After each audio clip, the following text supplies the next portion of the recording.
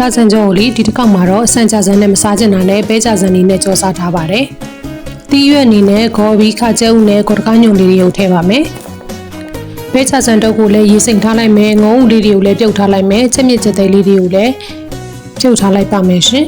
။ချက်မြစ်ချက်သေးလေးတွေကိုကိုလိုချင်တဲ့အနေထားလေးတွေလီးပြီးတော့စီပူလာပြီဆိုလို့ရှိရင်တော့စီဦးထဲမှာထည့်ပြီးတော့ကြောလိုက်ပါမယ်။အဲဒီနောက်မှာတော့ရေစိတ်သန့်စင်ထားတဲ့တီးရွက်လေးတွေကိုထည့်ကြောလိုက်မယ်။ငုံဦးလေးတွေကိုလည်းထည့်လိုက်ပါမယ်။ရေစိမ်ထားတဲ့ကြာစံလေးတွေကိုလည်းထည့်ကြောလိုက်ပါမယ်။ရတာအတွက်ကိုတော့စားတကြားချက်သားမုံငရုတ်ကောင်းမုံခရူးစီဘဲငံပြားကြီးကြာညိုးတို့ကိုရေလေးလေးနဲ့ဖြော်ပြီးတော့အလောင်းထည့်လိုက်ပါတယ်။ရတာလေးတွေကိုတမအောင်ရုံးမှုပြီးတဲ့အခါမှာတော့ဖုံးလေးအုပ်ထားလိုက်ခဏတည်ထားလိုက်အဲဒီနောက်မှာကြာစံလေးနူးနူးကြည့်လိုက်တကယ်လို့အနူးလိုသေးတယ်ဆိုလို့ရှိရင်ရေနွေးလေးကြောလိုက်နဲ့ကြော်လာလိုက်တာကြာစံလေးနဲ့သွားပြီဆိုလို့ရှိရင်တော့နောက်ဆုံးမှာတရုတ်နယ်နယ်လေးကိုထည့်လိုက်ရင်ပဲကြာစံကြော်လေးရပါပြီရှင်။